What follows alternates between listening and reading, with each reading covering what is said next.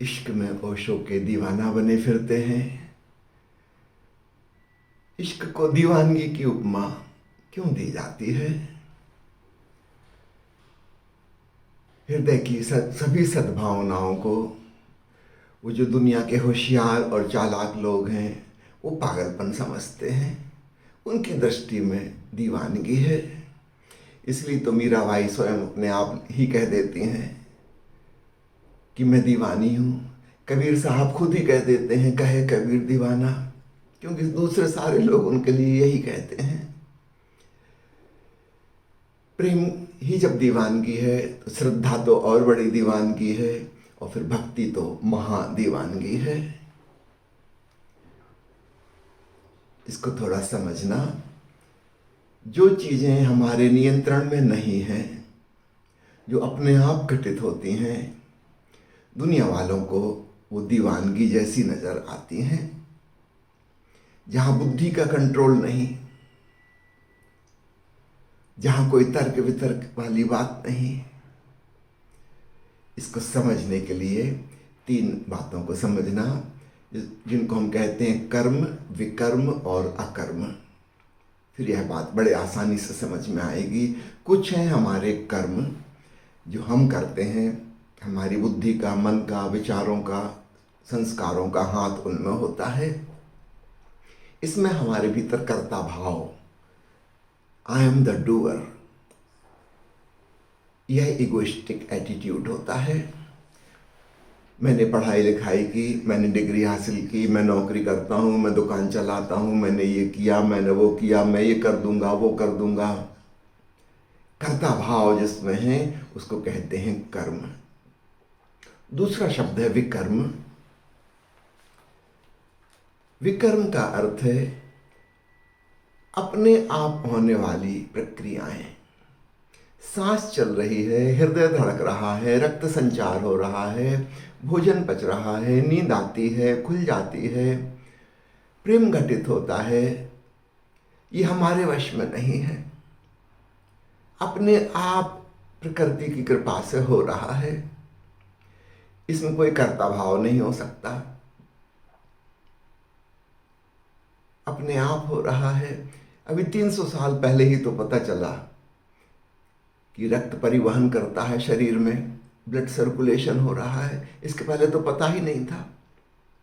यदि हम करते तो हमको पक्का पता होता कि हम कर रहे हैं, कि देखो खून को सिर में भेज दिया, वापस हृदय में ले आए, अब फेफड़ों में ले गए, अब लिवर में ले गए, अब पैर में भेज दिया। नहीं, हम नहीं कर रहे। प्रभु की कृपा से हो रहा है।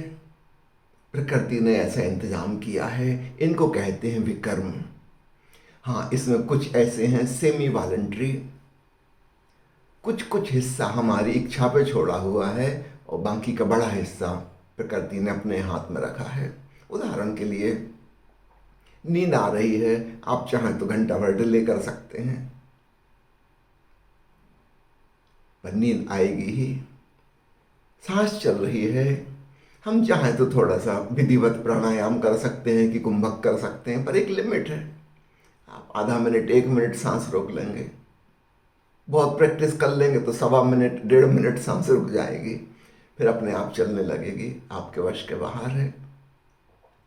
रात गहरी नींद में भी सांस चलती रहती, जब हमें होश भी नहीं होता तब भी। जो कर्म हम स्वयं करते हैं वो तो हमारे होश में ही हो सकते हैं। हृदय धड़कता रहता है रात में भी।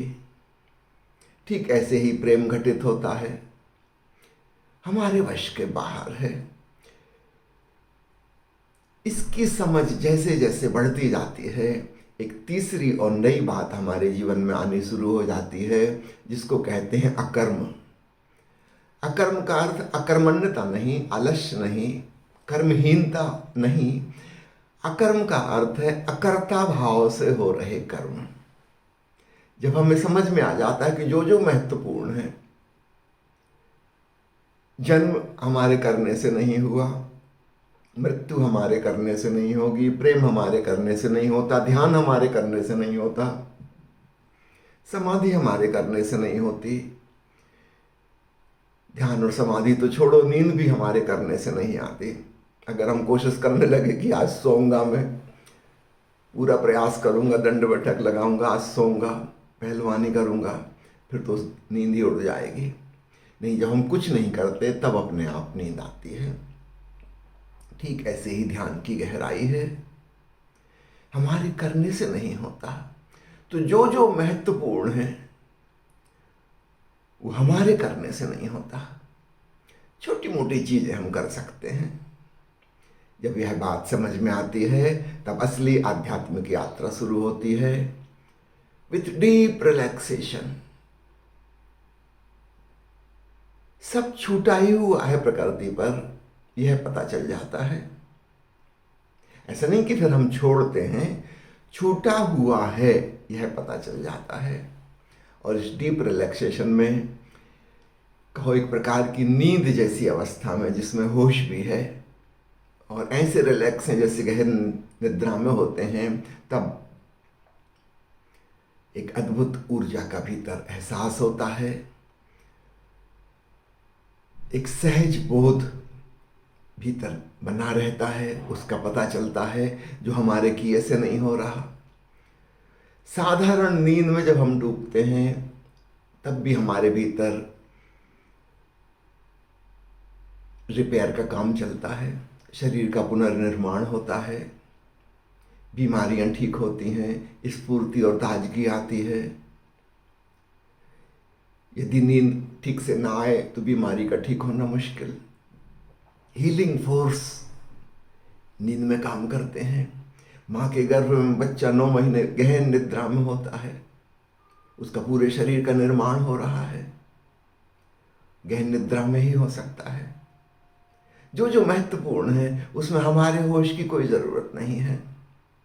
तो नींद स्फूर्तिदायक है, शक्तिदायक है। सृजन की सारी शक्ति, निर्माण की शक्ति वहाँ छुपी हुई है।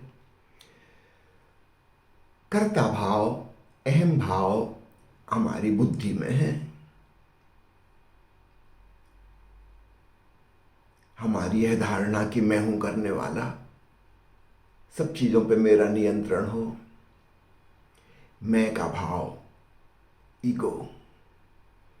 गहन नींद में कोई अहंकार भाव नहीं होता, स्वयं के होने का पता ही नहीं होता कि मैं हूं। पूर्ण निरअहंकारिता की दशा हो जाती है।